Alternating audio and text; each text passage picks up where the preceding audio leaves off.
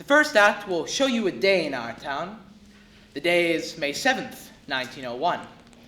The time is just before dawn. The sky is beginning to show some streaks in the east there, behind our mountain. The morning star always has to get wonderful bright the minute before it has to go, doesn't it? Well, I guess I better show you how our town lies. Up here is Main Street. Over there's the railway station. Tracks go that way. Across the tracks is Polish Town and some Canuck families. Over there's our Congregational Church. Across the street's the Presbyterian. Methodist and Unitarian are over there. Baptist is down in the hollow by the river, and Catholic churches just beyond the tracks. Over there's our town hall and post office combined. Jail's in the basement. Brian Craig once made a speech along those very steps there. Along there's a row of stores, hitching posts, and horse blocks in front of them. First automobile is going to come around in about 5 years from now. Belonged to Banker Cartwright, our richest citizen. He lives in the big White House up on the hill there. But there's our grocery store, and there's Mr. Morgan's drugstore. Everyone in town manages to look into those two stores once a day. Public school is over yonder. High school is a little farther over. 8:45 mornings, noon times, and 3 o'clock afternoons, the whole town can hear the yelling and screaming coming from those schoolyards. Over here is our doctor's house, Doc Gibbs. This is his back door. There's scenery for those they think they have to have scenery. In those days, this is Mrs. Gibbs' garden. Corn, peas, beans, hollyhock, heliotrope, and a lot of burdock. In those days, our newspaper came out twice a week, the Grover's Corner Sentinel. This is Editor Webb's house. And this is Mrs. Webb's garden. A lot like Mrs. Gibbs, though it's got a lot of sunflower too. And here's a big butternut tree. Nice town, you know what I mean? Nobody very remarkable ever come out of it so far as we know. Earliest recordings on the tombstone in our cemetery say 1670 to 1680. There's Grovers, Cartwrights, Gibbses, and Herseys. Same names as are around here. Well, as I said, it's just about dawn. The only lights on in town are just across the tracks in a cottage where a Polish mother has just had twins. And over in the Joe Crowell house where Joe Crowell Jr. is getting up has to deliver the papers. And over in the depot where Shorty Hawkins is flagging the 5:45 for Boston. Naturally, out in the country, all around, the lights have been on for quite a while now, what with milkings and so on. But town people sleep late, and so another day's begun.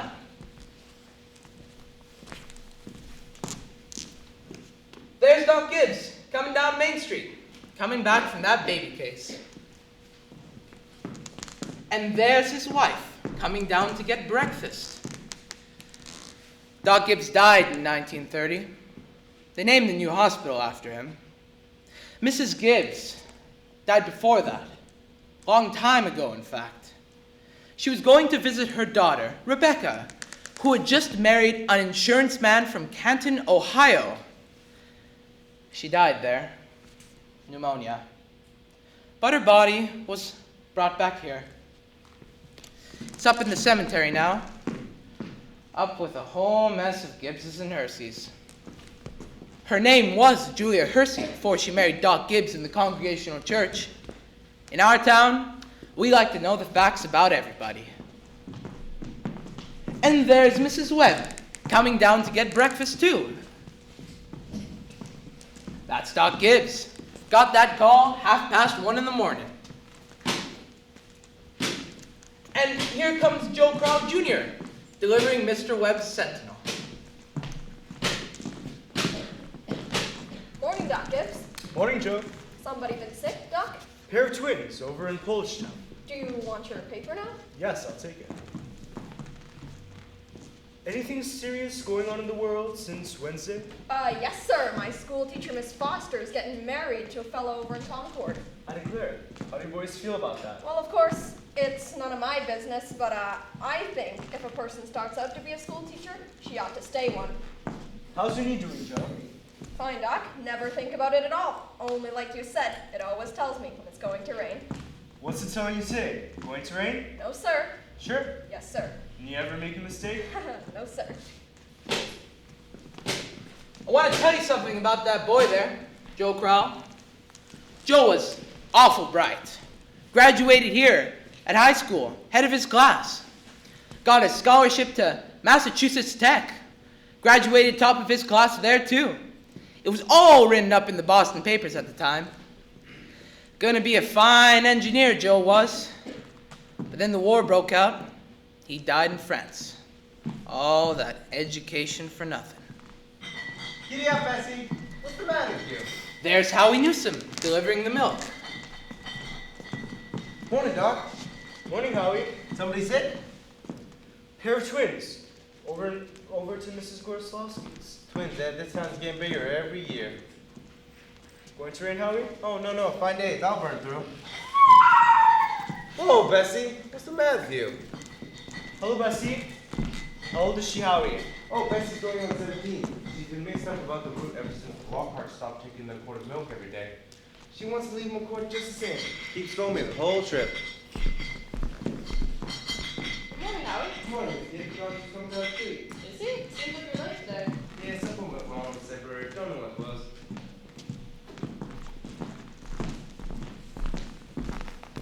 Doc? Howie? Children, time to get up. Giddy up, Bessie. George, Rebecca. Everything all right, Frank? Yes, I declare. Easy as kittens. Bacon will be ready in a minute. Sit down, drink your coffee. You can catch a couple hours sleep this morning, can't you? This is one where it's coming at 11. Guess I know what it's about too. Your stomach ain't what it ought to be. All told, you won't get more than 3 hours sleep. Frank Gibbs, I don't know what's going to become of you. I do wish I could get you to go away someplace and take a rest. I think it would do you good. Emily, time to get up! Wally, 7 o'clock! I declare, you've got to speak to George. Seems like something's come over him lately. He's no help to me at all. Can't even get him to cut me some wood. Is he sassy to you? No, he just whines. All he thinks about is that baseball. George! Rebecca! You'll be late for school! George! George, look sharp. Yes, Pop. Don't you hear your mother calling for you? Go upstairs. We'll get 40 winks. Wally, Emily, you'll be late for school! Wally, you wash yourself good or I'll come up there and do it myself. Mom, what dress shall I wear? Don't make a noise. Your father's been out all night and he needs to sleep. I washed and ironed the blue gingham for you special. Ma, I hate that dress. Oh, hush up with you. Every day I go to school dressed like a sick turkey. Now, Rebecca, you always look very nice. Mama, George is throwing soap at me. I'll come and slap the both of you. That's what I'll do. We've got a factory in our town, too. You hear it? Makes blankets. Cartwrights own it, and it brung them a fortune. Sorry, Mama. Children, now I won't have it. Breakfast is just as good as any other meal, and I won't have you gobbling it like wolves. It'll stunt your growth. That's a fact. Put your book away, Wally. Oh, Mom, I think I gotta know all about Canada. You know the rules as well as I do. No books at the table. As for me, I'd rather have my children healthy than bright. Well, I'm both, Mama. You know I am. I'm the brightest girl in school for my age. I have a wonderful memory. Eat your breakfast. I'll speak to your father about it when he's rested. Seems to me 25 cents a week's enough for a boy your age. I declare, I don't know how you spend it all. I got a lot of things to buy. Strawberry phosphates, that's what you spend it on. I don't see how Rebecca gets that so much more money. She has more than $1. I've been saving up gradual. Well, dear, I think it's good to spend some every now and then. Mama, do you know what I love most in the world, do you? Money. Eat your breakfast. Let's go! Walk faster, you don't have to run. Pull up your pants to the knee, Wally. Stand up straight, Emily. Tell Miss Moscrop sent her my best congratulations. Can you remember that? Yes, Mom. You look real nice, Rebecca. Pick up your feet. Bye.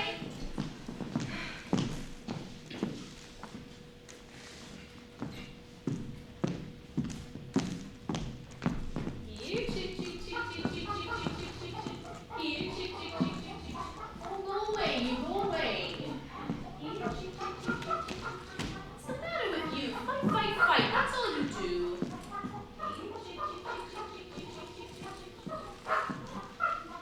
Belongs to me. Where did you come from?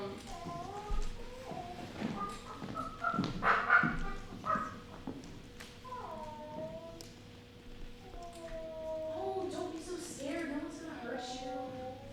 Good morning, Myrtle. How's your cold? Well, I still get that tickling feeling in my throat. I told Charles I didn't know as I go to choir practice tonight. Wouldn't be of any use. Have you tried singing over your voice? Yes, but somehow I can't do that and stay on the key. While I'm resting myself, I thought I'd string some of these beans. Let me help you. Beans have been good this year. I decide to put up 40 quarts if it kills me. The children say they hate them, but I know they're able to get them down all winter. Now, Myrtle, I've got to tell you something, because if I don't tell someone, I'll burst. Why, Julia, give! Here, give me some more of those beans. Myrtle, did one of those secondhand furniture men from Boston come to see you last Friday? No. Well, he called on me. First off, I was a patient wanting to see Dr. Gibbs, and he wormed his way into my parlor. And Myrtle Webb, he offered me $350 for Grandmother Wentworth's highboy as I'm sitting here. Wait, Julia, give! He did, that old thing. Why, it was so big, I didn't know where to put it, and I almost gave it to Cousin Hester Wilcox. Well, you're going to take it, aren't you? I don't know. You don't know! $350! What's come over you? Well, if I could get the doctor to take the money and go away someplace on a real trip, I'd sell it like that.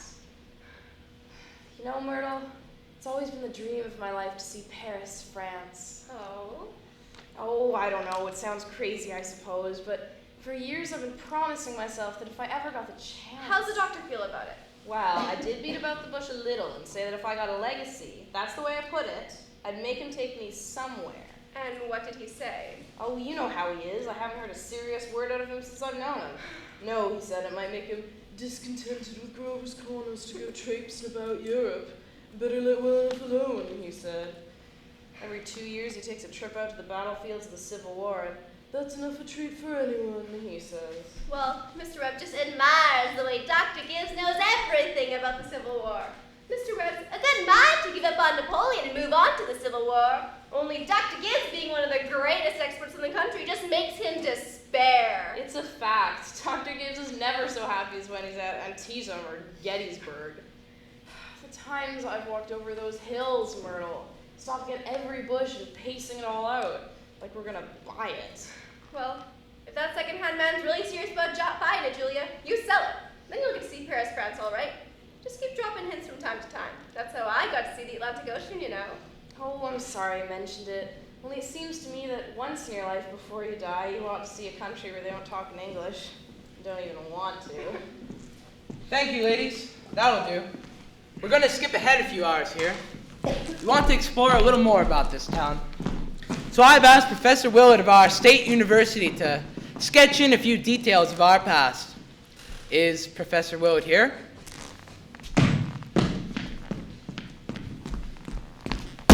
Oh, may I introduce Professor Stephen Willard of our state university.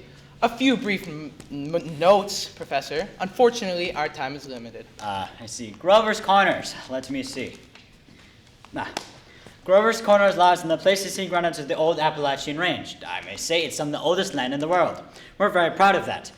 A shelf of Devonian basalt crosses it with vestiges of Mesozoic shale and some sandstone outcroppings, but that's all more recent, 200-300 million years ago. Some highly interesting, I may say, unique fossils have been discovered 2 miles out of town in Silas Peckham's cow pasture. They can be seen at the museum in our university at any time. That is, any reasonable time.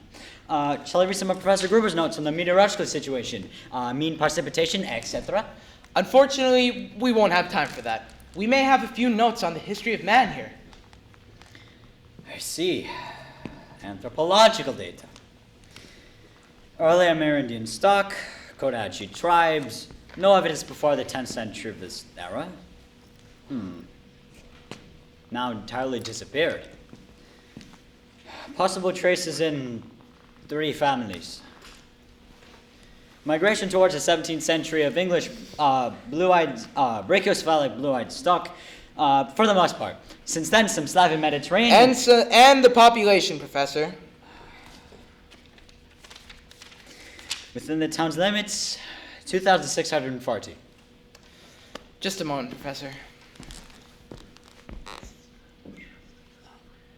Ah, yes, I see. The town's population at the moment is 2,642. The postal district brings in around 507 more, making a total of 3,149. Mortality and birth rates constant by McPherson's gauge, 6.032. Now, if I... Thank you, Professor. We're all very much obliged to have you here. I'm sure. Not at all, sir. Thank you, Professor. No. This way. See, and the west that way, side, there's more. And Bogbaraj. Now on to the political and social report. Editor Webb. Is Mr. Webb here? He'll be here in a minute. He just cut his hand while he was eating an apple. Thank you, Mrs. Webb. Charles! Everybody's waiting! Mr. Webb is both editor and publisher of the Grover's Corner Sentinel. That's our local paper, you know. Well, I don't have to tell you that we're run here by a board of selectmen. All males born at the age of 21. Women vote indirect. We're lower middle class with a sprinkling of professional men and 10% illiterate laborers. Politically, we're 86% Republicans, 6% Democrats, 4% socialists, and the rest are indifferent. Religiously, we're 85% Protestants, 12% Catholics, and the rest are indifferent. Have you any comments, Mr. Webb? Ooh, very ordinary town, I must say. A little better behaved than most I've been to, but probably a lot duller. But I mean, our young folk seem to enjoy it well enough. Actually, 90% of them graduating from high school settled down right here to live, even when they went away to college. Now, does anyone have any questions they'd like to ask Mr. Webb about the town? Is there much drinking in North Corner? Well, ma'am, I don't know what you call much. Saturday nights, the farmhands meet down in Elliot Greenhouse Stable in Hollersome. We got 1 or 2 town drunks, but I mean, they're always having remorses every time an evangelist comes to town. No, ma'am, I'd say liquor ain't a regular thing in the home here. Except for the men's at Chester now, right? Good for steak bites. Always was. Is there no one in the town? Could you step forward, please, where we could all hear you? You were saying? Is there no one in the town aware of social injustice and industrial inequality? Oh, yes. Everybody is. It's something terrible. It seems as though they spend much of their time talking about who's rich and who's poor. Then why don't they do something about it? Well, I don't know. I guess we're all hunting like everybody else is for a way the sensible and diligent can rise to the top, and for the lazy and quarrelsome can sink to the bottom. But I mean, it ain't easy to find. Meanwhile, we do all we can to help those who can't help themselves, and for those who can, we leave alone. Are there any other questions? Oh, Mr. Rudd, is there any culture or level of beauty in Grover's Corners? Well, ma'am, very much. Not in the sense you mean. Come to think of it, there are some girls who play the piano at high school commencements, but I mean, they ain't happy about it. No, ma'am, I'd say there ain't much culture, but maybe this is the place to tell you that we got a lot of pleasures of a kind here. We like to watch the sun come up from the mountains, and we know it's a good deal about them birds. Yeah, we like paying attention to them. And we watch the seasons change. You all know about that one. For those other things, ma'am, you're right, there ain't much. Robinson Crusoe, the Bible, Handel's Largo, oh, that's our favorite. And Whistle's Mother, but those are just as far as we go. So I thought. Thank you, Mr. Rudd. Thank you, Mr. Webb. Now we're going to go back to the town. It's early afternoon. All 2,642 have had their dinners and all the dishes have been cleaned. There's an early afternoon calm in our town. humming and a buzzing coming from the schoolyards. Only a few buggies on Main Street. Most of the horses dozing off at the hitching posts. Y'all remember what it's like. Doc Gibbs is in his office, tapping people and making them say, ah. And Mr. Webb is over there, cutting his lawn. You know, 1 man in 10 thinks it's a privilege to push his own lawnmower. No. No, sir, it's later than I thought. They're the children coming home from school.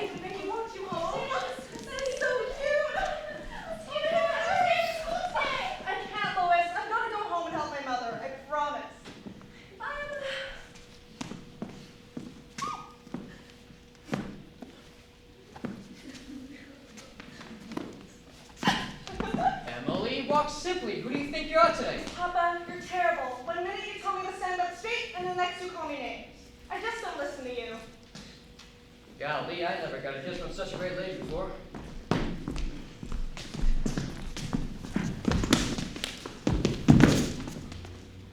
Excuse me, Miss Forrest. Go out and play in the fields, young man. You've got no business playing baseball on Main Street. Awfully sorry, Miss Forrest.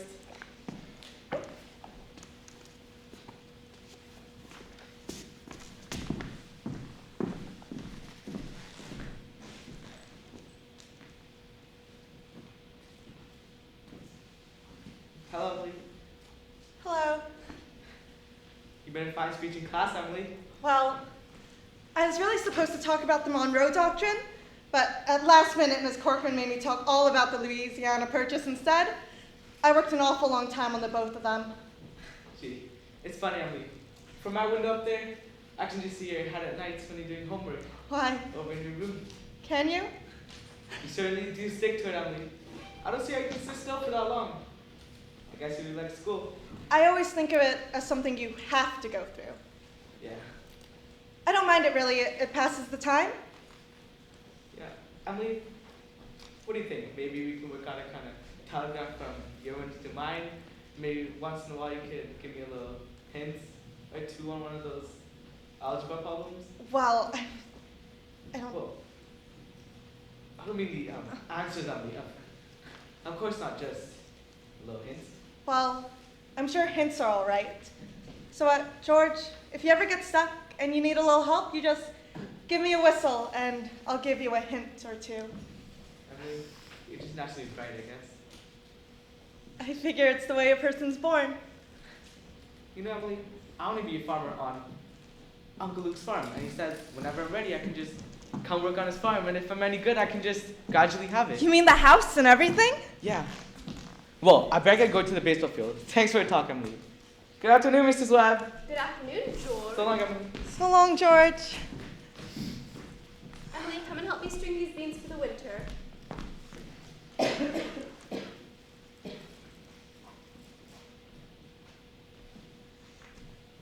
George Gibbs let himself have a real conversation, didn't he? Why, he's growing up. How old would George be? I don't know. Let's see, he must be almost 16. Mama, I made a speech in class today, and I was very good. You must recite it to your father at supper. What was it about? The Louisiana Purchase? It was like silk off of school. I'm gonna make speeches for the rest of my life. Mama, are these big enough? Try and get them a little bigger if you can. Mama, will you answer me a question? Serious? Seriously, dear? Not serious. Seriously, then, will you? Of course I will. Mama, am I good looking? Yes, of course you are. All of my children have got good features. I'd be ashamed if they hadn't. Mama, that's not what I mean. What I mean is, am I pretty? I've already told you, yes. That's enough of that. You have a nice, young, pretty face. I've never heard of such foolishness. Mama, you never tell us the truth about anything. I am telling you the truth. Mama, were you pretty? Yes, I was, if I do say it. I was the prettiest girl in town. Next to Mamie Cartwright. Well, now you've got to say something about me. Am I pretty enough, to get anybody? To get people interested in me? Emily, you make me tired. Now stop it. You're pretty enough for all normal purposes. Come along now and bring that bowl with you. Mama, you're no help at anything. Thank you. That'll do. We're gonna have to interrupt again here. Thank you, Mrs. Webb. Thank you, Emily. We want to explore a little bit more about this town. I think now is a good time to say that the Cartwright interests have begun building a bank in Grover's Corners. Had to go to Vermont to get the marble, sorry to say. And they've asked a friend of mine what they should put in the cornerstone for people 1,000 years to dig up from now. Of course, they've put in a copy of the New York Times and a copy of Mr. Webb's Sentinel. We're kind of interested in this because some scientific fellas have found a way to paint all that reading matter with a glue. A silicate glue. That'll make it keep 1,000, maybe 2,000 years. We've put in a Bible, and the Constitution of the United States, and a copy of William Shakespeare's plays. What do you say, folks? What do you think? You know, Babylon once had 2 million people in it, and all we know about them are the names of their kings, and contracts for the sale of wheat, and contracts for the sale of slaves.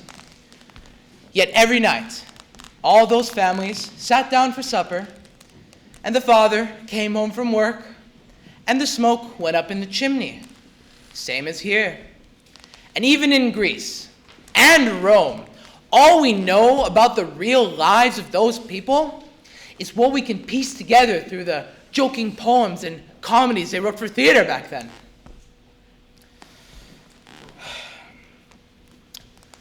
So, I'm going to have a copy of this play put into the cornerstone, so that the people 1,000 years from now will know a few more simple facts about us. More than the Treaty of Versailles and the Lindbergh flight. So, people 1,000 years from now, this is the way we were in the provinces north of New York at the beginning of the 20th century. This is the way we were in our growing up, in our marrying, in our living, and in our dying.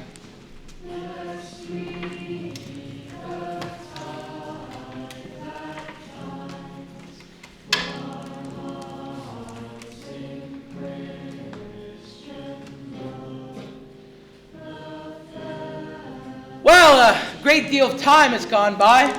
It's evening. You can hear choir practice going on in the Congregational Church. The children are at home doing their schoolwork. The day's running down like a tired clock.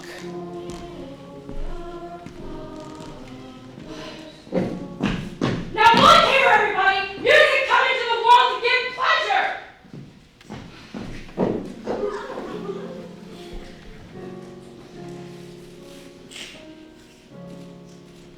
Blessed be the time that softer. Softer! Get it out of your heads that music's only good when it's loud! You leave the loudness to the Methodists. Couldn't beat them even if you tried. Now, again! Tenors.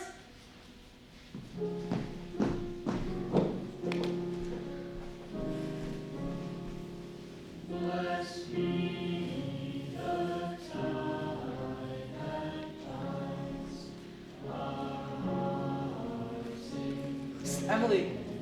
Hello. Hello. I can't work at all tonight. Isn't the moonlight terrible? Emily, did you get the third problem? Which? The third? Why, yes, George. That's the easiest one of them all. I don't see it, Emily. Can you give me a little hint? I'll tell you one thing. The answer's in yards. In yards? What do you mean? In square yards. In square yards? Yeah. Don't you see it, George? Yeah. In square yards of wallpaper. Wallpaper? Oh yeah. Thanks a lot, Emily. You're welcome. Isn't the moonlight terrible? And with choir practice going on, you know? I think if you held your breath, you could hear the train all the way to Contica. Can you hear it? What do you know? Well, I better try and get back to work. Good night, Emily, and thanks a lot. Good night, George.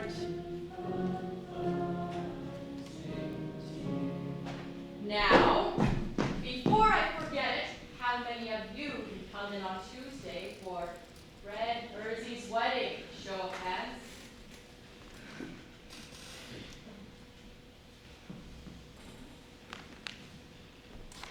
Oh, yes, that'll be good. That'll be quite nice.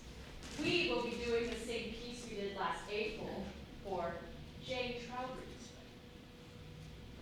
All right, now, art thou weary, art thou languid? It's a question, people! Make it talk! Ready?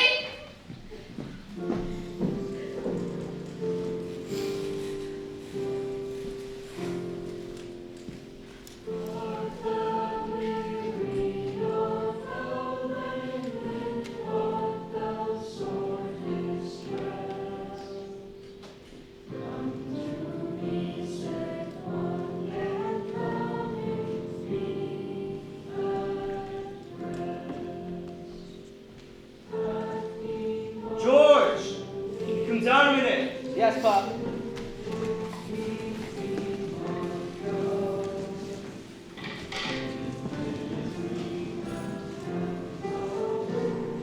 George, make yourself comfortable.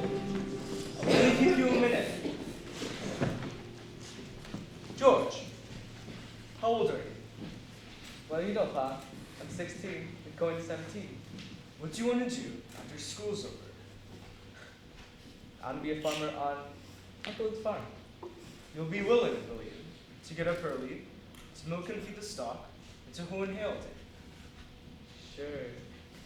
Yeah, Pop. What do you mean? Well,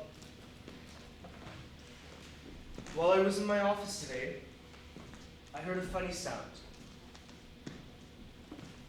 And what do you think it was?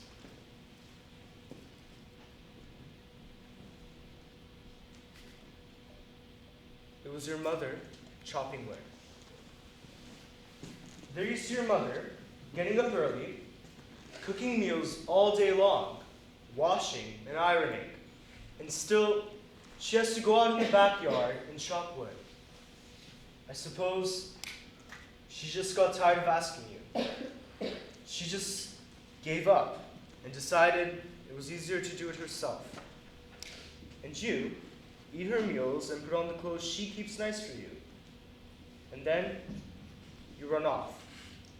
You play baseball like she's some hired girl we keep around the house, but that we don't like very much.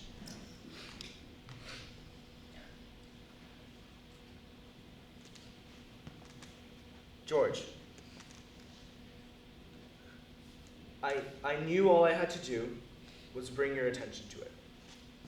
Here's a handkerchief, son.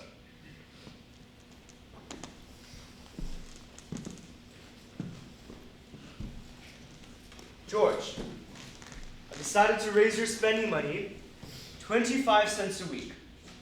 Not, of course, for you chopping wood for your mother, because that's a present you give her, but because you're getting older, and I imagine there are a lot of things you must find to do with it. Thanks, Bob. Let's see. Tomorrow's your payday. You can count on it. Becco feels she ought to have some more too. Wonder what could have happened to your mother. Choir practice never was as late as this before. It's only 8:30, Pop. I don't know why she's in that old choir. She hasn't any more voice than an old crow, traipsing around the streets at this hour of the night. Just about time you retired, don't you think? Yes, Pop.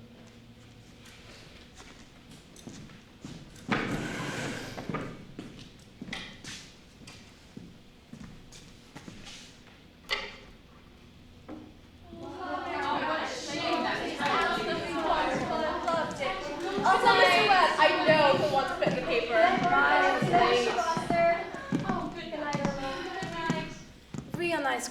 practice, wasn't it? Myrtle Webb, look at that moon, will you? Potato weather for sure.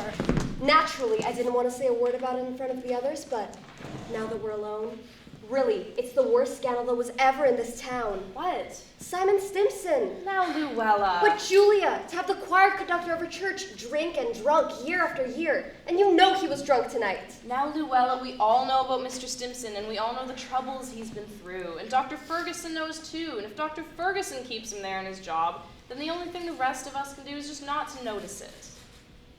Not to notice it. But it's getting worse. No, it isn't, Luella. It's getting better. I've been in that choir twice as long as you have, and it doesn't happen anywhere near so often.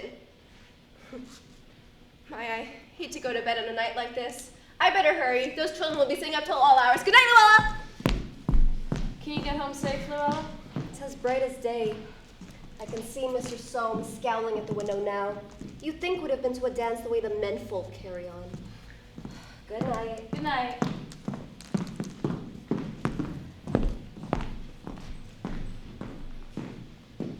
Well, we had a real good time. You're late enough. Why, Frank, it ain't any later than usual. And you stopping at the corner to gossip with a lot of hens. Now, Frank, don't be grouchy. Come on, smoke heliotrope in the moonlight. Isn't that wonderful? What did you do all the time I was away? Oh, I read, as usual. What were the girls gossiping about tonight? Well, believe me, Frank, there's something to gossip about. Simon Simpson far gone, was he? Worst I've ever seen him. How will that end, Frank? Dr. Ferguson can't forgive him forever. I guess I know more about Simon Simpson's affairs than anybody in this town. Some people ain't made for small-time life. I don't know how that'll end, but there's nothing we can do. We'll just leave it be. Come, get in. No, not yet. Frank, I'm worried about you. What are you worried about? Well, I think it's my duty to make plans for you to get a real rest and change. If I get that legacy, well, I'm going to insist on it. Now, Julia, there's no sense in going over that again. Frank, you're just unreasonable. Come on, Julia. It's getting late.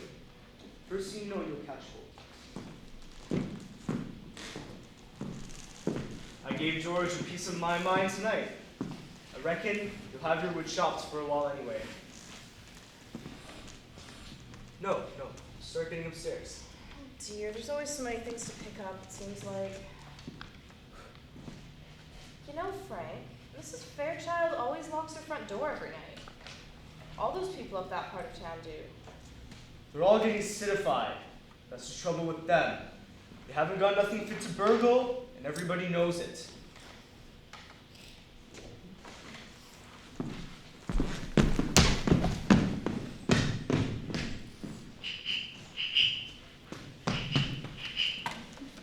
Get out, Rebecca! There's only room for one at this window!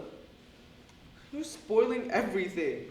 Well, let me look just a minute. Use your own window. I did, but there's no moon there. George, do you know what I think? Do you? I think maybe the moon's getting near, and there'll be a big explosion. Rebecca, you don't know anything. If the moon was getting nearer and nearer, the people that stayed up all night with telescopes would see it first, and it'll be all in the newspapers. George, is the moon shining on South America, Canada, and half the whole world? Well, probably is.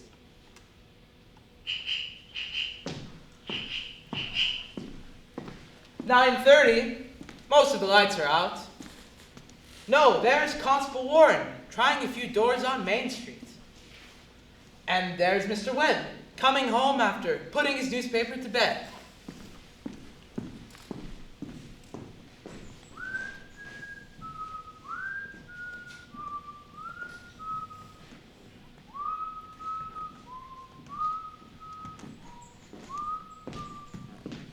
Hey, good evening, Bill. Evening, Mr. Webb. Quite a moon. Yep. All quiet tonight? Simon Stimson's roaming around a little. Just saw his wife moving out to hunt for him, so I thought I'd look the other way. That he is now. Hey, good evening, Simon. Thought you settled down pretty well. Yeah, good evening, Simon. Now seems to have settled down for the night. I guess we better do the same. Can I walk you?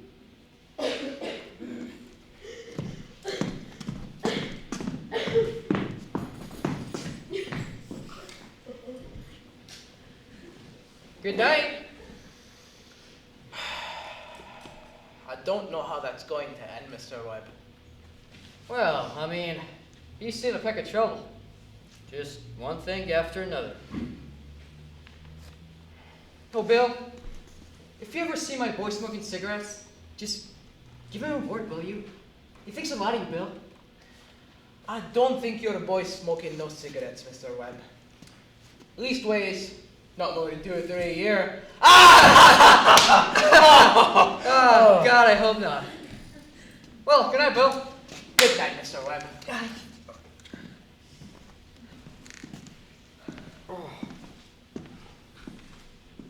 Hey, who's that up there? Is that you, Myrtle? No, it's just me, Papa. Oh, why aren't you in bed? I don't know. I just can't sleep. Isn't the moonlight wonderful? And the smell of Mrs. Gibbs' heliotrope? Can you smell it? Why, yes. Having any troubles on your mind, have you, Emily? Troubles, Papa? No. Well, enjoy yourself. But hey, don't let your mother catch you. Good night, Emily. Good night, Papa. I never told you about that letter Jane Crawford got from Minister when she was sick. He sent Jane a letter, and on the envelope, the address was like this. It said, Jane Crawford, the Crawford Farm, Grover's Corners, Sutton County, New Hampshire, United States of America. What's so funny about that? But listen, it's not finished. United States of America, continent of North America, Western Hemisphere, the Earth, the solar system, the universe, the mind of God. That's what it said on the envelope. What do you know? The postman brought it just the same. What do you know?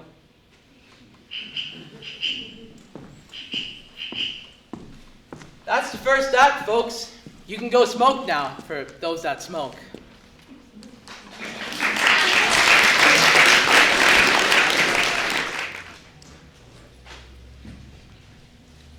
Years have gone by. The sun's come up over 1,000 times. Summers and winters have cracked the mountains a little bit more, and the rains have brought down some of the dirt. Some babies that weren't even born before have begun talking regular sentences already. And a number of people who thought they were right young and spry have noticed that they can't bound up a flight of stairs like they used to, without their heart fluttering a little. All that can happen in 1,000 days. Nature's been pushing and contriving in other ways, too. A number of young people fell in love and got married. Yes, the mountain got bit away a few fractions of an inch. Millions of gallons of water went by the mill, and here and there, a new home was set up under a roof. Almost everybody in the world gets married. You know what I mean? In our town, there aren't hardly any exceptions. Almost everybody in the world climbs into their graves married. The first act was called The Daily Life. This act is called Love and Marriage. There's another act coming after this. I reckon you can guess what that's about. So, it's 3 years later, 1904, July 7th, just after high school commencement. That's the time when most of our young people jump up and get married, soon as they finish their last examinations in solid geometry and Cicero's orations. Looks like they suddenly feel themselves fit to be married. It's early morning. Only this time, it's been raining. It's been pouring and thundering. Mrs. Gibbs' garden and Mrs. Webb's over here, drenched. All those bean poles and pea vines, drenched. All yesterday over there on Main Street, the rain looked like curtains being blown along. It may begin again any minute. There! You can do the 5:45 for Boston. And there's Mrs. Gibbs, Mrs. Webb. Come down and make breakfast, just as though it was any ordinary day. Now, I don't have to tell the women in my audience that those ladies that they see before them, both of those ladies cooked 3 meals a day. One of them for 20 years, the other for 40, and no summer vacation. They brought up 2 children apiece, washed, cleaned the house, and never a nervous breakdown. It's like what one of those Middle West poets said. You've got to love life to have life, but you've got to have life to love life. It's what they call a vicious circle. Giddy up, Bessie. There's Harry Newsom, delivering the milk. And there's Cy Proud, delivering the paper, like his brother before him. Morning, Howie. Morning, Si. Anything in the papers you want to know? Nothing much. Except we're losing about the best baseball player Grover's Corner's ever seen, George Gibbs. Reckon he is. He could hit and run bases, too. Yep, mighty fine ball player. Whoa, Bessie, I guess I could stop and talk if I got a mind to. I just don't see how he could give up something like that just to get married. Would you, Howie? Can't tell, Si. Never had no talent that way. You're up early, Belle. Seeing if there is anything I can do to prevent the flood from occurring. The river's been rising all night. Si Carl's all worked about George Gibbs retiring from baseball. Well, that's the way it goes. We had a player back in '84 side. Not even George Gibbs could touch him. Went by the name of Huck Todd. Went down to Maine to become a partisan. The son of a wonderful ball player. Howie, how does the weather look to you? Oh, tain't bad. I think maybe it'll clear up later on.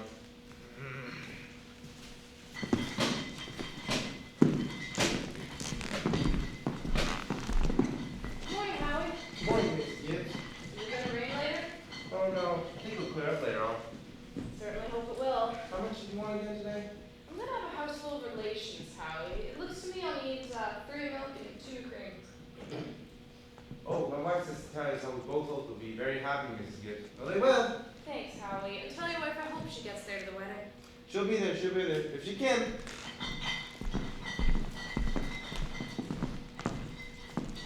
Morning, Miss Webb. Good morning, Mr. Newsom.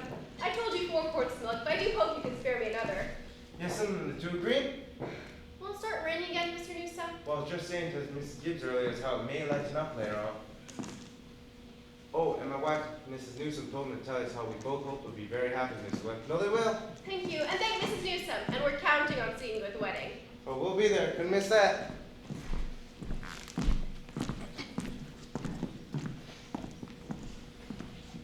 Come on, Bessie.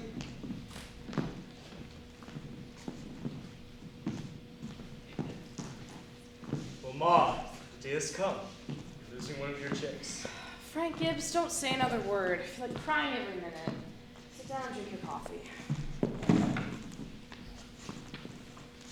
The groom's up shaving himself, although there ain't an awful lot to shave. Whistling and singing like he's glad to leave us. Every now and then he says, "I do," to the mirror. But it don't sound convincing to me. I declare, Frank, I don't know how he'll get along. I've arranged his clothes and seen to it to put warm things on, and Frank, they're too young. Emily won't think of such things. He'll catch his death of cold within a week. I was remembering my wedding morning, Julia. Don't start that, Frank Gibbs. I was the scaredest young fella in the state of New Hampshire. I thought I'd make a mistake for sure. But when I saw you coming down that aisle, I thought you were the prettiest girl I've ever seen. The only trouble was that I'd never seen you before. There I was in the Congregational Church, marrying a total stranger. And how do you think I felt? Frank, weddings are perfectly awful things. Farces, that's what they are. Here, I made something for you. Or Julia Hersey, French toast. It ain't hard to make, and I had to do something. How'd you sleep last night, Julia? Well, I heard a lot of the hours struck off. Yes. I get a shock every time I think of George setting out to be a family man. Our little boy. There's nothing so terrifying in the world as a son. The relation between father and son is the darnest awkwardest. Mother and daughter's no picnic, let me tell you. They'll have a lot of troubles, I suppose. But that's none of our business. Everybody has a right to their own troubles. Yes, people are meant to go through life 2 by 2. It ain't natural to be lonesome. Julia, do you know one of the things I was scared of when I married you? Oh, go along with you. I was afraid you wouldn't have material for conversation. It wouldn't last us a few weeks. I was afraid we'd run out and eat our meals in silence. That's a fact.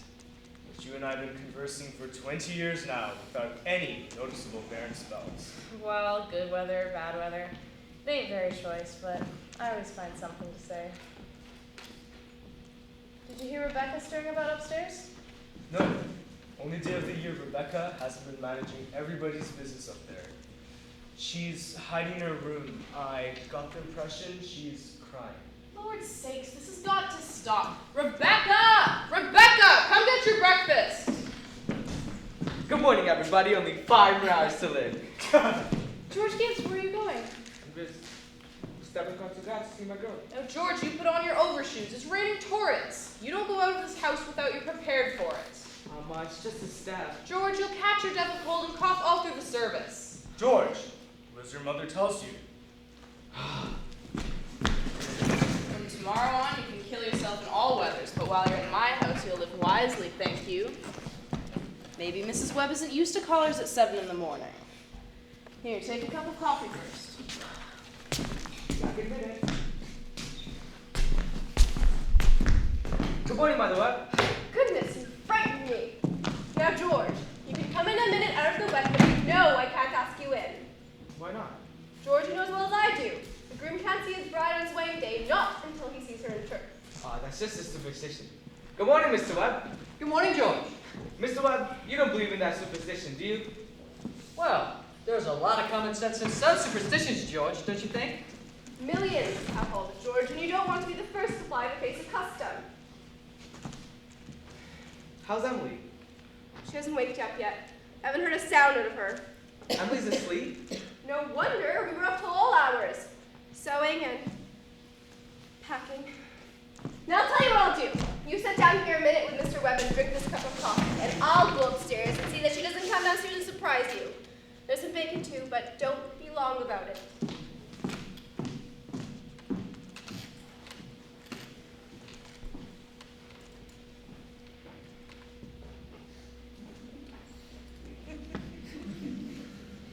Well, George, how are you? Oh, I'm fine. I'm fine.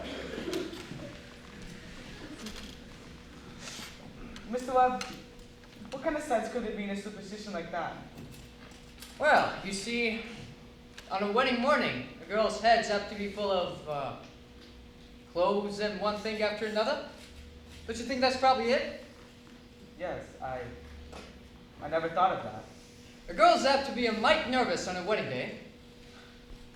I wish a fellow could get me without all that marching up and down. Oh, every man that's ever lived has felt about it that way, George. But it's not any of use. You see, it's the women folk who build up weddings, my boy. For a while now, the women have had it all their own way. A mountain's pretty small at a wedding. All those good women standing shoulder to shoulder, making sure the knot is tied in a mighty public way. But you believe in that, don't you, Mr. Webb? Oh, yes. Now, don't you misunderstand me, my boy. Marriage is a wonderful thing. Wonderful. And don't you forget that, George.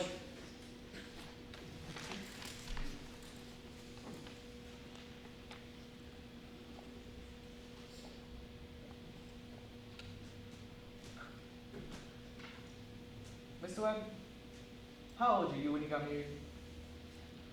Well, you see, I've been away to college, and taking a little time to get settled.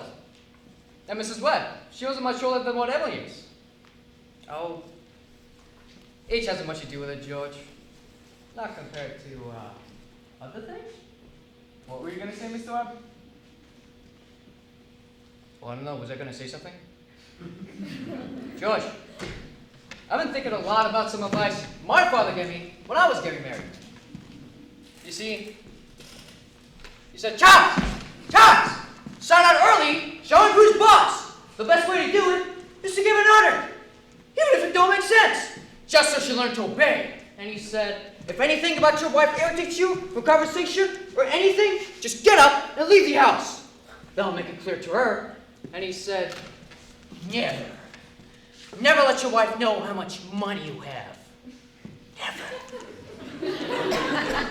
Well, Mr. Webb, I don't think So I took the opposite of my father's advice, and I've been happily married ever since. Oh, let that be a lesson to you, George, not to ask advice on personal matters. Ah.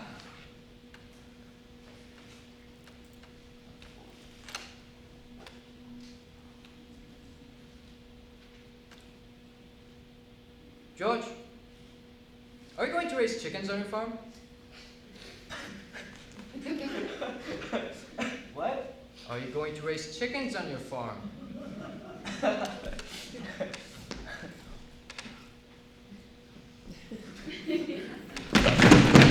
Uncle Luke's never been much interested, but I A thought... book came into my office the other day on the philo system of raising chickens. I want you to read it, of course. I'm starting in a small way in the backyard, and I'm gonna put an incubator in the cellar. Are you talking about that old incubator again? I thought you two would be talking about things more worthwhile. Well, Myrtle, if you want to give the boys some good advice, how about I go upstairs and leave you alone with them? George, Emily's got to come downstairs and eat her breakfast. She sends you her love, but she doesn't want to lay eyes on you. Goodbye. Goodbye.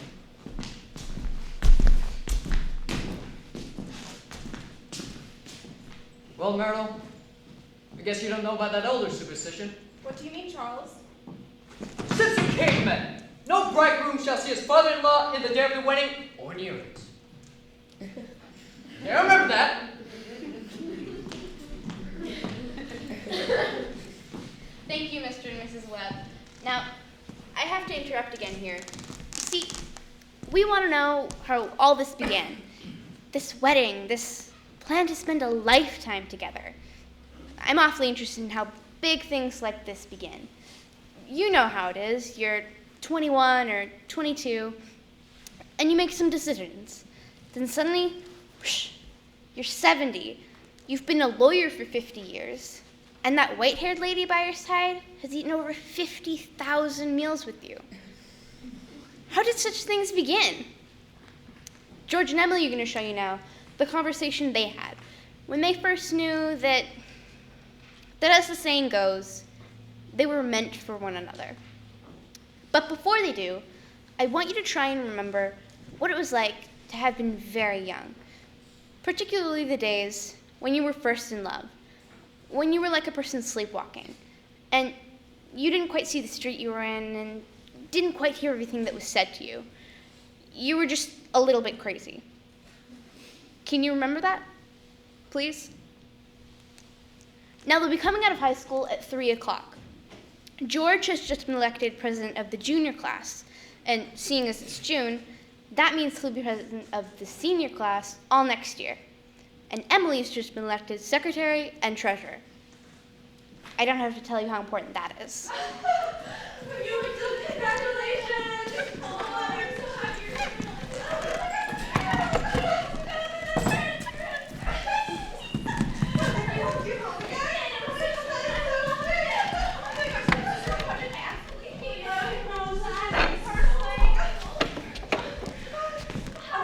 Louise, I can't. I've got to go home. Bye. Oh, Ernestine, can you come over later and help me with Latin? Isn't that Cicero the worst thing? Absolutely. Tell your mother you have to. Bye. Goodbye, Helen. Goodbye, Fred. Hey, Emily, can I carry books home for you? Why, thank you. It isn't very far. Excuse me a minute, Emily. Say, Bob, if I'm a little late, start practice anyways. I give Herb some long high ones. Goodbye, Lizzie. Goodbye, Lizzie.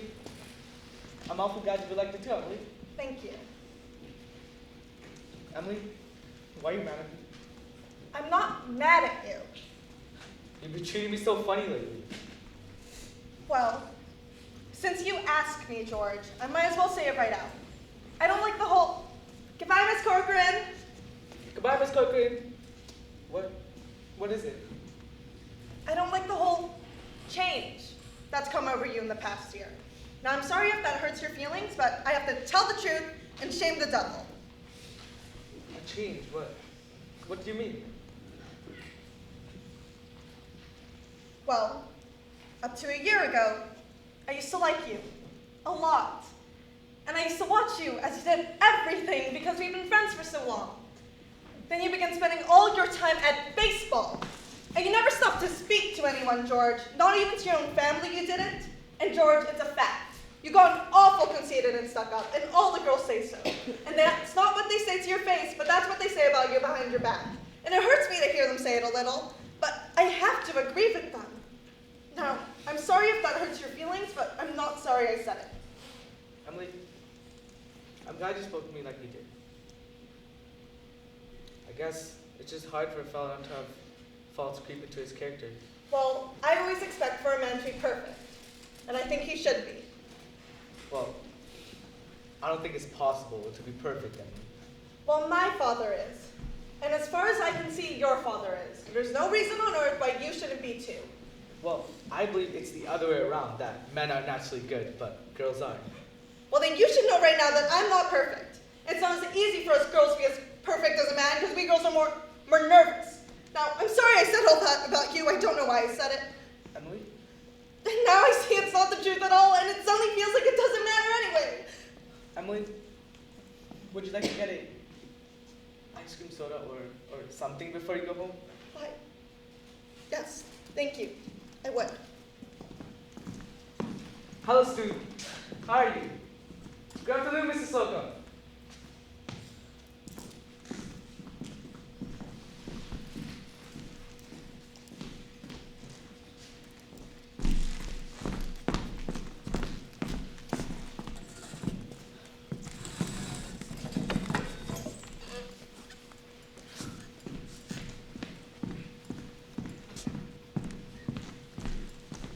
Hello, George. Hello, Emily. What do you have? Why, Emily Webb, what you been crying about? She just got an awful scare, Mr. Morgan. She almost got run over by the hardware store wagon. Everybody says that Tom Huckins drives like a crazy man. Well, now, you take a drink of water, Emily. You look all shook up. I tell you, you've got to look both ways before you cross Main Street these days. It's worse every year. What do you have? I'll have a strawberry phosphate, Mr. Morgan. No, Emily, have a ice cream soda. 2 strawberry ice cream sodas, Mr. Morgan. 2 strawberry ice cream sodas. Yes, sir. There are 125 horses in Grover's Corners this minute I'm talking to you. State inspector was in here yesterday, and now they're bringing in these automobiles.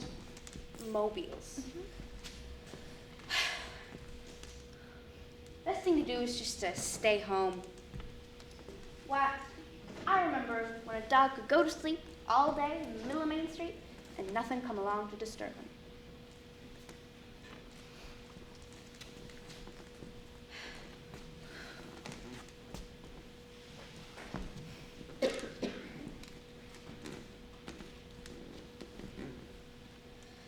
There they are.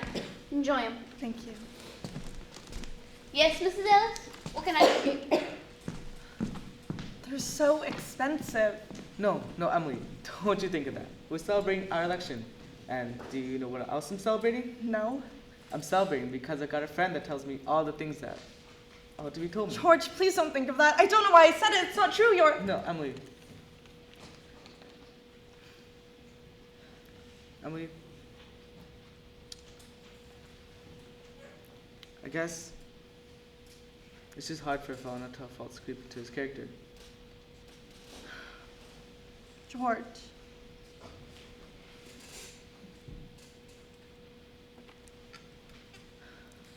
Emily, if I go away to state agriculture college next year, will you write me a letter once in a while? I certainly will, George. I certainly will. You certainly think being away for 3 years, you get out of touch with things? Maybe letters from Grover's Corners won't be so interesting after a while. I mean, Grover's Corners isn't all that important when you think about all New Hampshire, but I think it's a very nice town. The day wouldn't come where I wouldn't want to know everything that's happening around here. I know that's true, Emily. Well then, I'll try to make my letters interesting. You know, Emily, whenever I meet a farmer, I ask if it's important to go to agriculture school. By George. Yeah. And they even say it's a waste of time. And you can get all those things in the pamphlets the government sends out. And Uncle Luke's getting old, and he's about ready for me to start taking over the farm tomorrow if I could. My. And like you said, being gone all that time in other places and meeting other people, if anything like that could happen, I don't think I want to go away. I guess new people aren't better than old ones.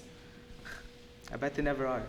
George, maybe it's important for you to go out and learn about cattle judging and soils and all that. Of course, I don't know.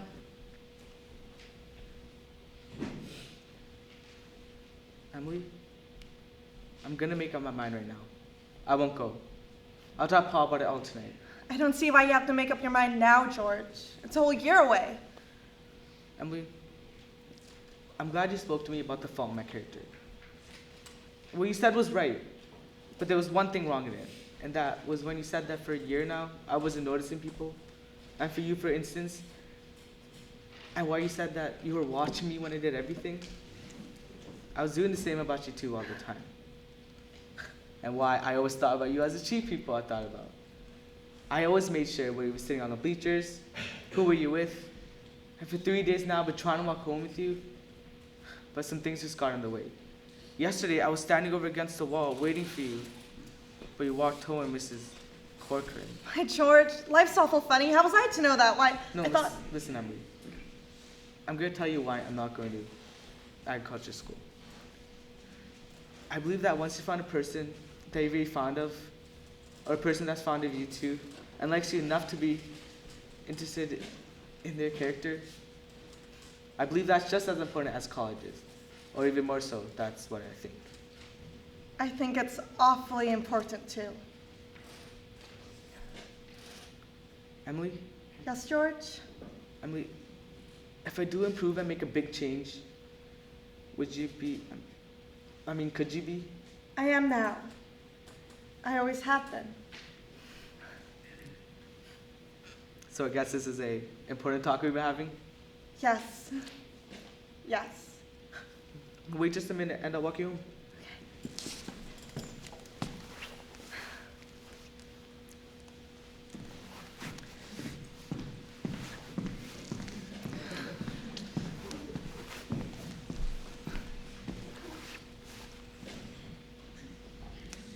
Mr. Morgan, I'll have to go home and get the money to pay for all this.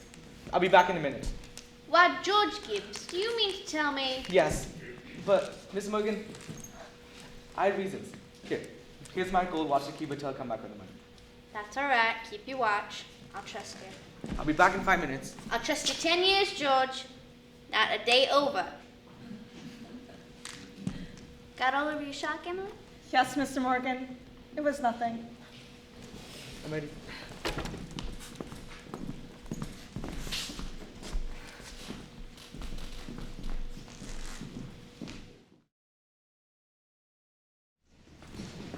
There are a lot of things to be said about a wedding. There are a lot of thoughts that go on during a wedding. We couldn't fit them all into one wedding, naturally, especially one in Grover's Corners, where they're awfully plain and short. In this wedding, I played the minister.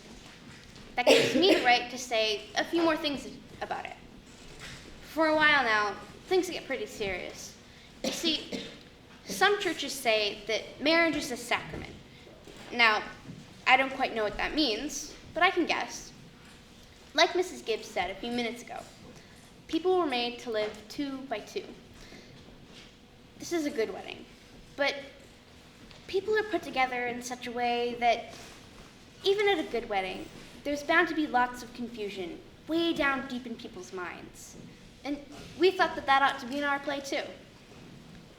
The real hero of the scene isn't on the stage at all, and you know who that is. It's like what one of those European fellas said. Every child born into the world is nature's attempt to make a perfect human being. We've seen nature pushing and contriving for some time now, and we know she's interested in quantity, but I think she's interested in quality too. That's why I'm in the ministry. And don't forget about all the other witnesses at this wedding. The ancestors, millions of them. Most of them set out to live 2 by 2 also, millions of them. Well, that's all my sermon. It wasn't very long anyway.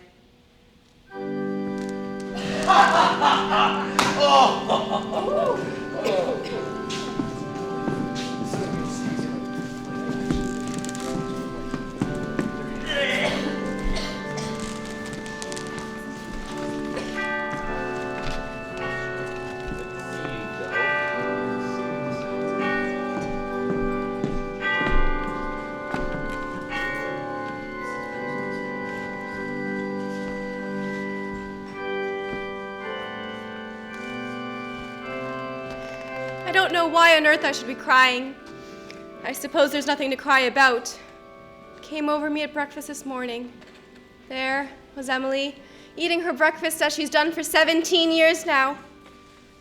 And she's off to go eat it in someone else's house. I suppose that's it. And Emily! She suddenly said, "I can't eat another mouthful," and she put her head down on the table and she cried. Oh, I've got to say it, you know. There's something downright cruel about sending our girls into marriage this way. I hope some of her girlfriends have told her a thing or two. It's cruel, I know, but I couldn't bring myself to say anything. I went into it blind as a bat myself. The whole world's wrong. That's what's the matter. There they come. All right, that'll do. That's enough of that. There used to be an awful lot of that sort of thing at weddings in the old days, Rome, and later. We're more civilized now, so they say.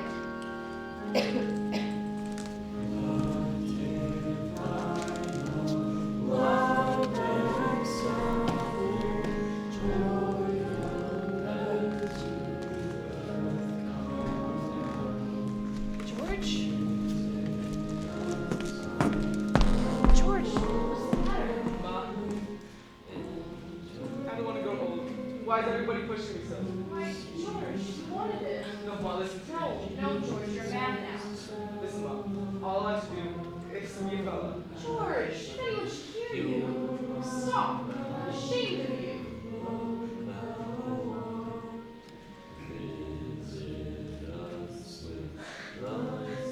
Well, here's nothing. George, it's such a turn. Cheer, Mom. I'm getting married. You'll be kind of over for a minute. Now, you say Thursday night, me and Emily are gonna come over every day. Okay? Why are you crying? Come on. Gotta get it.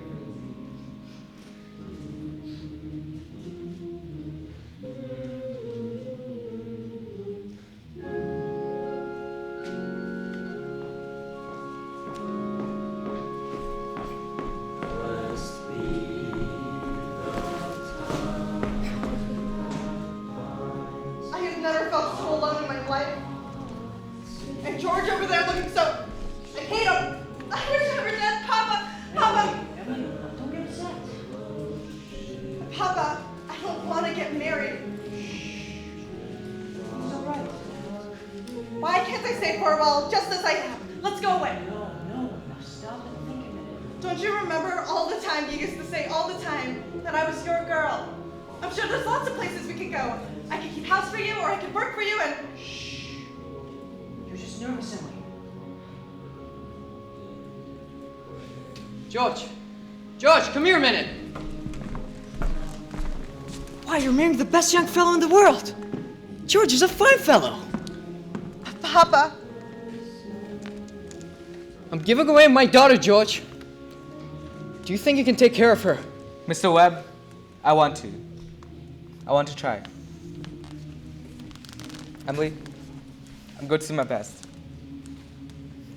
I love you, Emily. I need you. Well, if you love me, so help me. All I ever want is for someone to love me. I will, Emily. Emily, I'll try. I mean forever, do you hear me? Forever and ever. Come, they're waiting for us. They already know that everything's gonna be alright. Come, quick.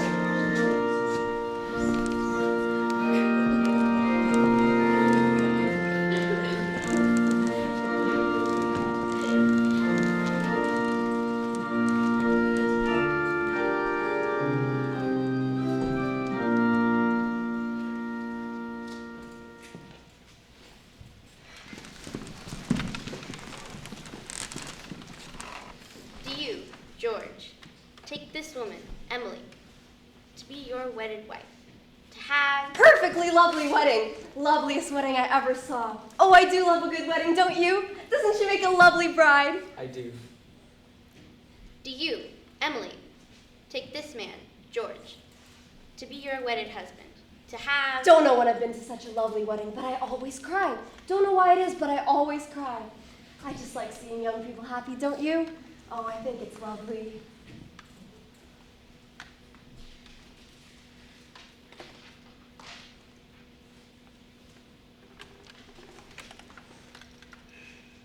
I've married over 200 couples in my day. Do I believe in it? I don't know. M marries N, millions of them. The cottage, the go-kart, Sunday afternoon drives in the Ford, the first rheumatism, the grandchildren, the second rheumatism, the deathbed, the reading of the will. Once in 1,000 times. It's interesting. Well, let's have Mendelssohn's Wedding March. What did I say?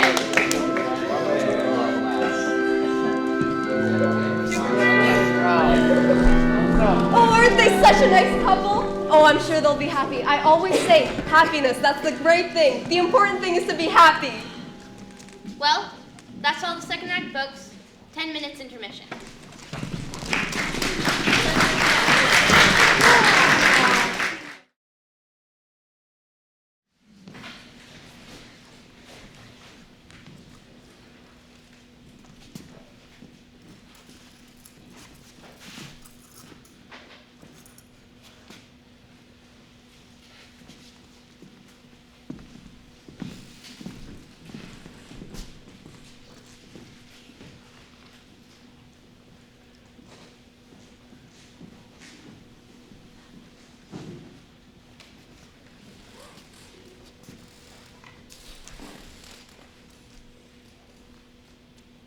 This time, 9 years have gone by, friends. Summer, 1913. Gradual changes in Grover's Corners. Horses are getting rarer now. Farmers come to town in Fords. Everybody locks their house doors now at night. Ain't been no burglars yet, but everybody's heard about them. Still, you'd be surprised. On the whole, things don't change much around here. Now this is certainly an important part of Grover's Corners. It's on a hilltop, a windy hilltop. Lots of sun, lots of sky, often lots of cloud and moon and stars. You come up here on a fine day and you can see range upon range of hills. Awful blue they are, up there by Lake Sunapee and Lake Winnisockee. And if you've got a glass, you can see the White Mountains and Mount Washington, where North Conway and Conway is. And of course, our favorite mountain, Mount Monadox, right here, and all the towns that surround it.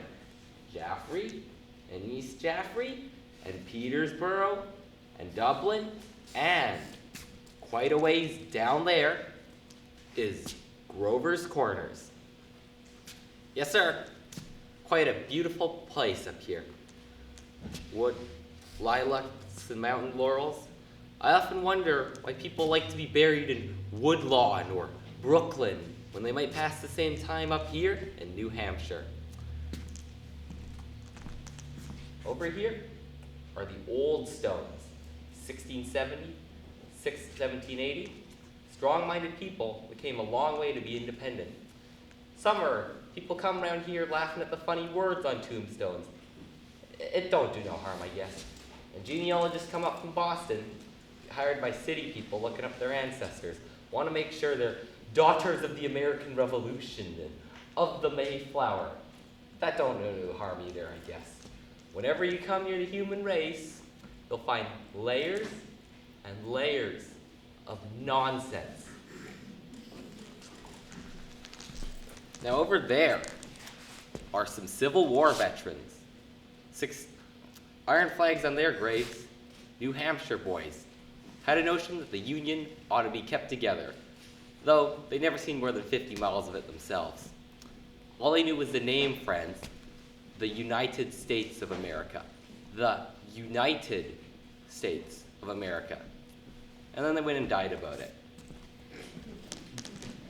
Now this here is the new part of the cemetery. Here's your friend, Mrs. Gibbs.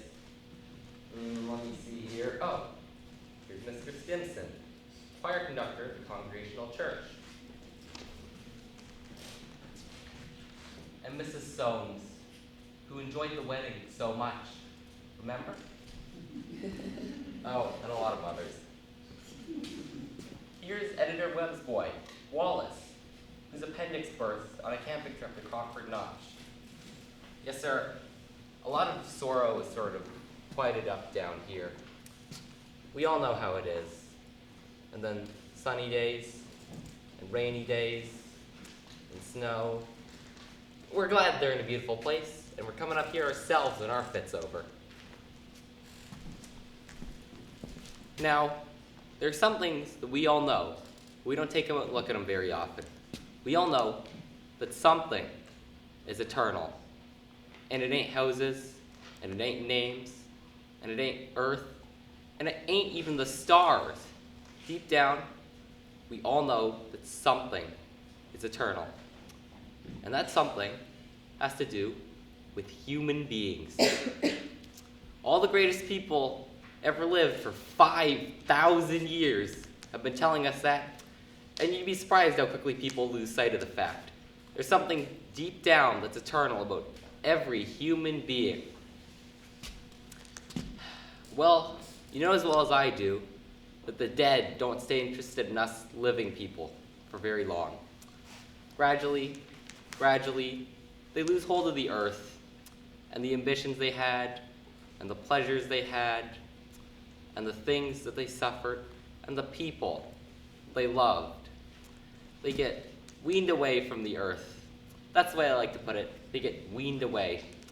And they stay here while the earth part of them burns away, burns out. And they slowly get indifferent to what's going on in Grover's Corners. They're waiting for something important and big. Aren't they waiting for the eternal part in them to come out clear? Some of the things they say maybe will hurt your feelings, but that's the way it is. Mother and daughter, husband and wife, enemy and enemy, money and miser, all of those very important things sort of grow unimportant around here. And what's left when your memory's gone and your identity, Mrs. Smith? Well, there are some living people. There's Joe Stoddard, our town's undertaker, supervising a newly made grave. And Sam Craig, a Grover's Corners boy who left town to go out east.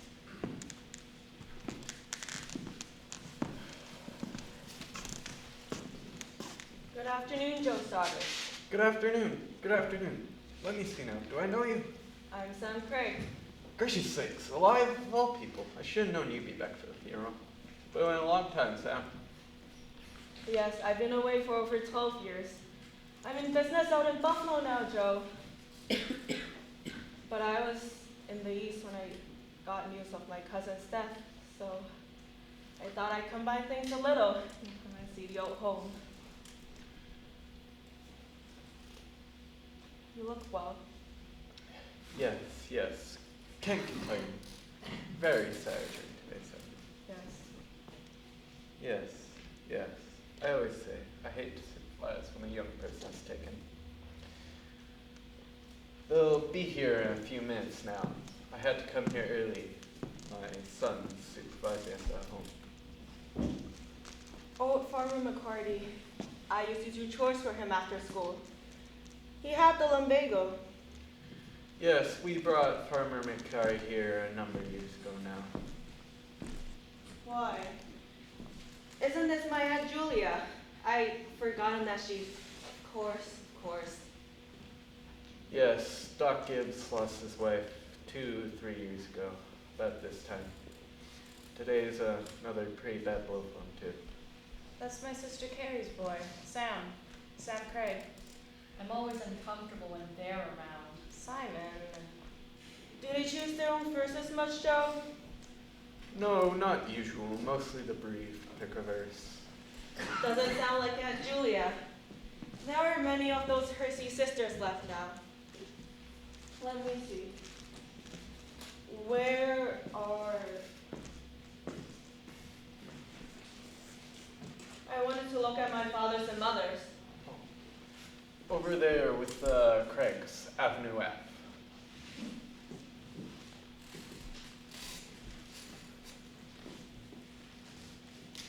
He was the choir conductor, wasn't he? Drank a lot, we used to say. Yes, he'd seen a peck of trouble. Took his own life, you know. Oh, did he?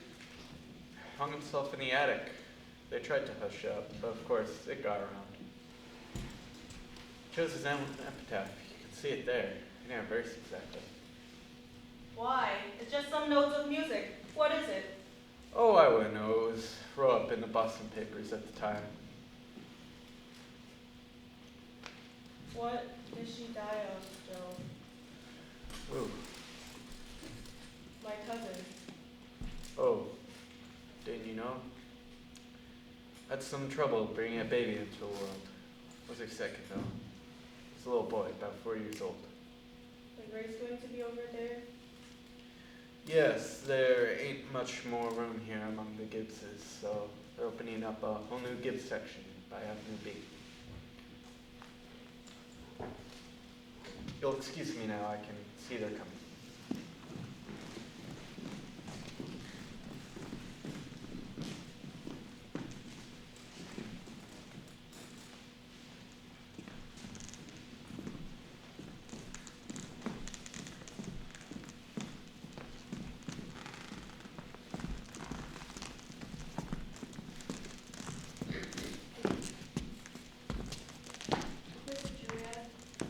My daughter-in-law, Emily Webb.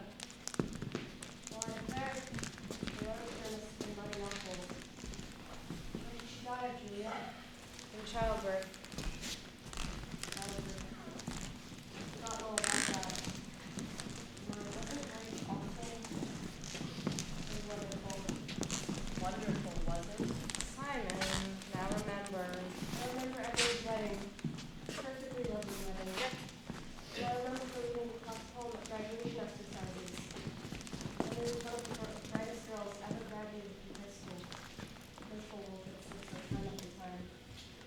I called on them at the new farm just before I died. Perfectly beautiful farm. It's on the same road we lived on. Yes.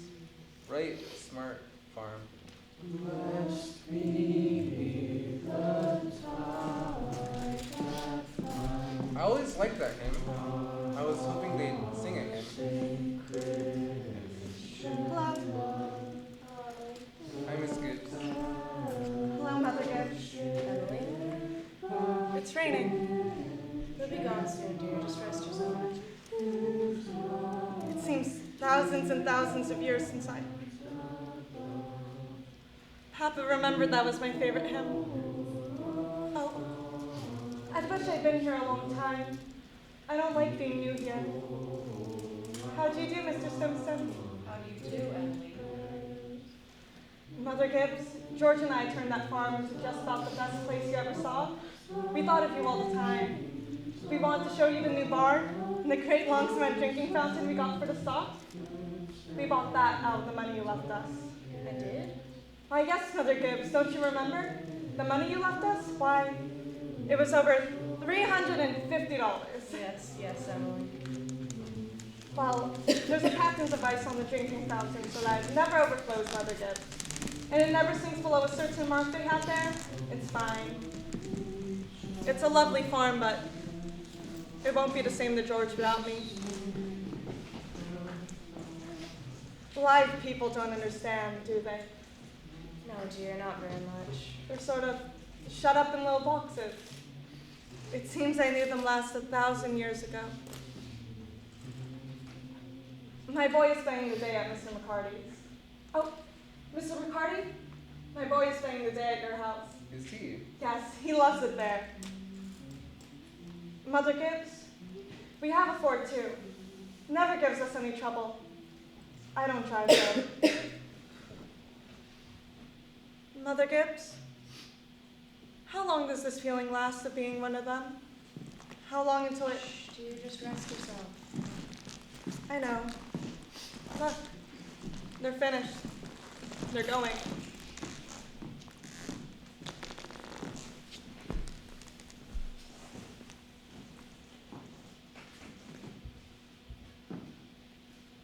Look, Father Gibbs is bringing some of my flowers to you.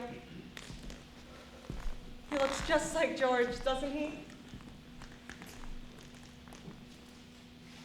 I never realized before how troubled and how in the dark life people are. Look at him.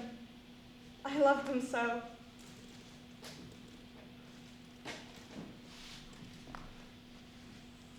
That's all they are. From morning till night. Troubled. A little cooler than it was. Yes, the rain's cooled it off a little. Those northeast winds always do the same thing, don't they? If it isn't a rain, it's a 3-day blow.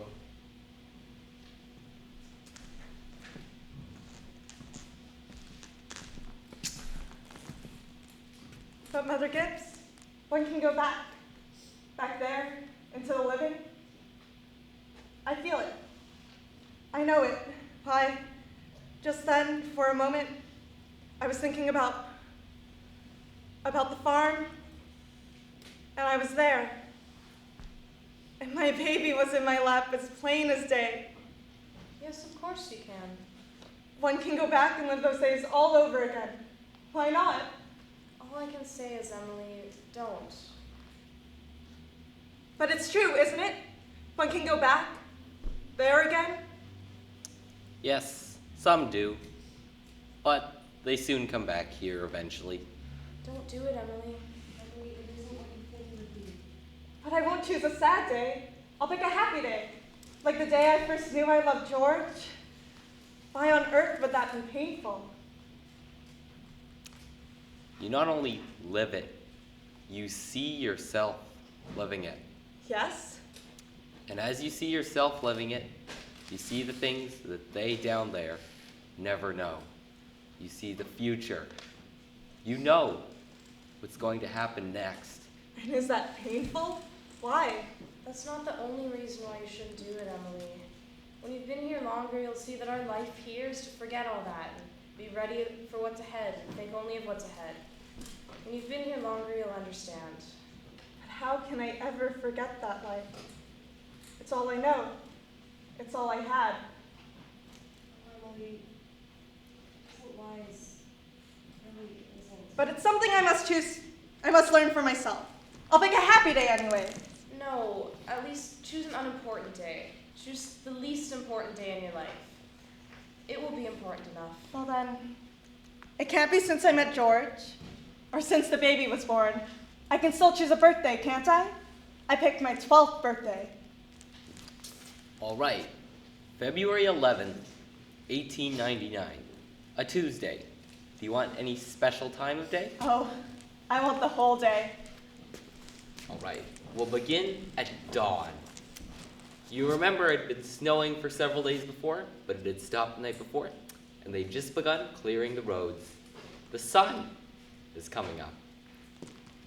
Look, there's Main Street, and there's Mr. Morgan's drugstore before you changed it, and there's the livery stable. Yes, it's 1899. This is 14 years ago. This is the town I knew as a little girl. And look, there's the white fence that used to be around our house. I'd forgotten all about that. I loved it so. Are they inside? Yes, your mother will be coming down in a moment to make you breakfast. Will she? And you remember, your father had been away for several days. He came back on the early morning train. No. He was at his college to make a speech in Western New York at Clinton. Look, there's Howie Newsom and our policeman, but he's dead. He died. Bessie. Morning, Bill. Morning, Howie. You're up early. Been rescuing a party over by Polish Town Bar. Got drunk and lay on the snow drifts. Thought he was in bed when I shook him. And there's Joe Crowell. Good morning, Mr. Warren. Morning, Howie. Morning. Children! Wally! Emily! Time to get up! Mama, I'm here. Oh, how young Mama looks. I didn't know Mama was ever that young. You can come and dress by the kitchen fire if you like, but hurry! Oh, good morning, Miss Newsom. Oh, it's cold. Can't believe my mouth on this way. Think of it. Keep yourself wrapped up. Mama, I can't find my blue hair ribbon anywhere. Just open your eyes, dear. I laid it out for you special on the dresser there. If it were a snake, it would bite you. Yes. Yes.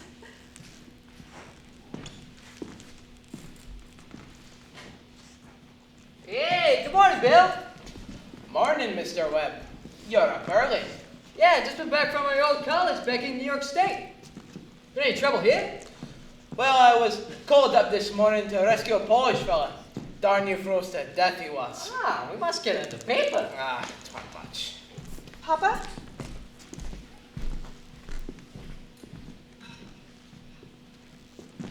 Good morning, Mother. How did it go, Charles? Oh, fine, I guess. I told him a few things. Everything all right here? Yes, can't think of anything that's happened special. Been right cold. Howie Newsom says it's 10 below over at his barn. Ooh, well, it's colder than that in Hamilton College.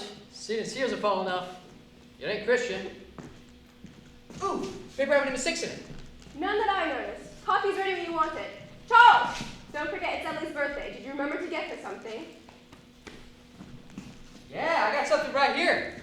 Where's my girl? Where's my birthday girl? Don't interrupt her now, Charles. You can see her at breakfast. She's slow enough as it is. Hurry up, children, or I don't want to call you again. They're so young and beautiful. Why did they ever have to get old? Mama, 14 years have gone by. I love you all. Everything. I can't look at everything hard enough. Are they...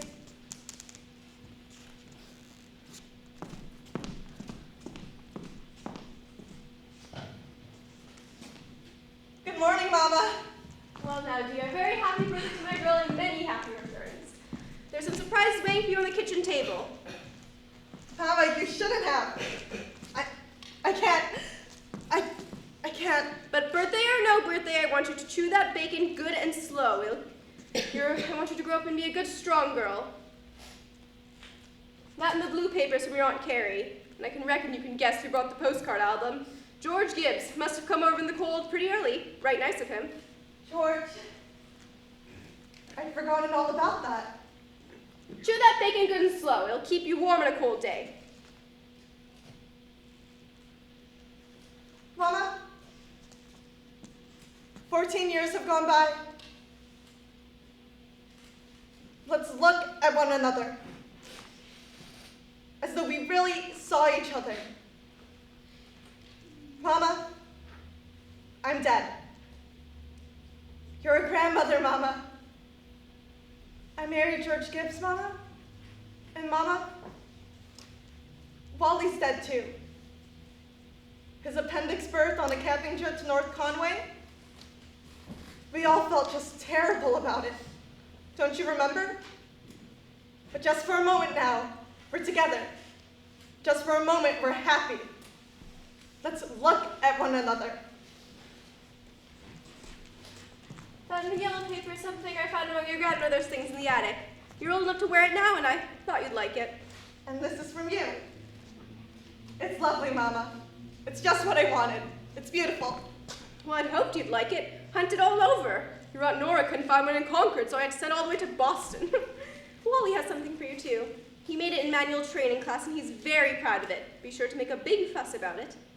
Your father has something for you, too. Don't know what it is myself. Here he comes. Where's my girl? Where's my birthday girl? I can't go on. It all goes by so fast. We don't have time to look at one another. Take me back, up the hill, to my grave. But first, wait. One last look goodbye. Goodbye, world. Goodbye, Grover's Corners. Goodbye, Mama and Papa. Goodbye to Mama's sunflower seeds, to clocks ticking, to food and coffee, to newly ironed dresses and hot baths, to sleeping and waking. Oh, Earth, you're too wonderful for anyone to realize you. Do human beings ever realize life while they live it? Every minute? No. The saints and poets, maybe. They do so. Take me back.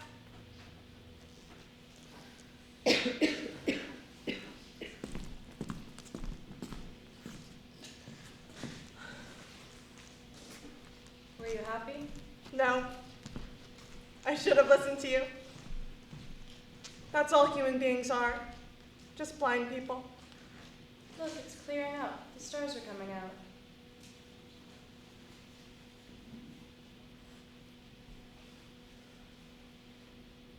Mr. Simpson, I should have listened to them. Yes. Now you know. Now you know. That's what it was to be alive. To move about in a cloud of ignorance. To go trampling up and down on the feelings of those about you. To spend and waste time as though you had a million years.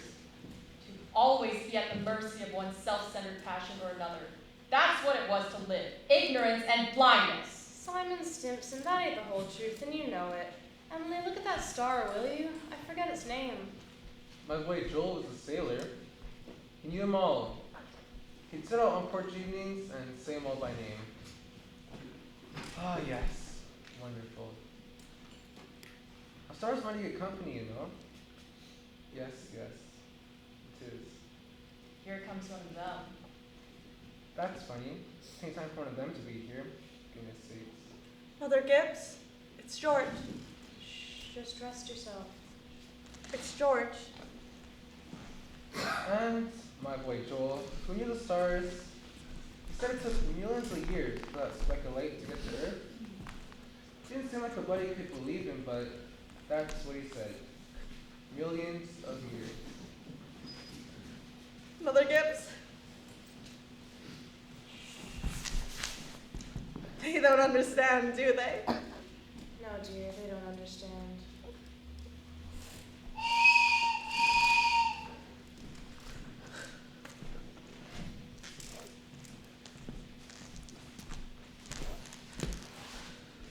Most everybody's asleep in Grover's Corners.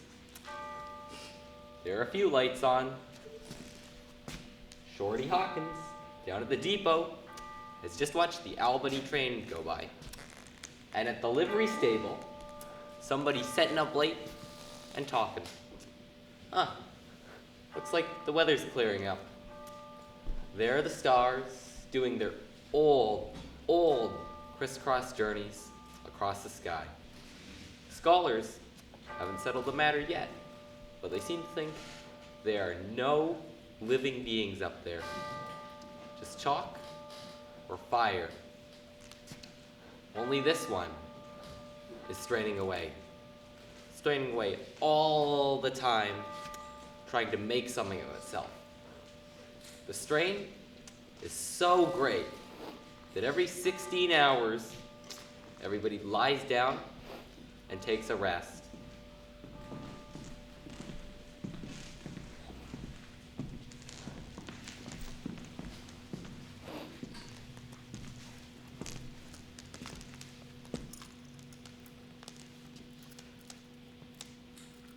Huh.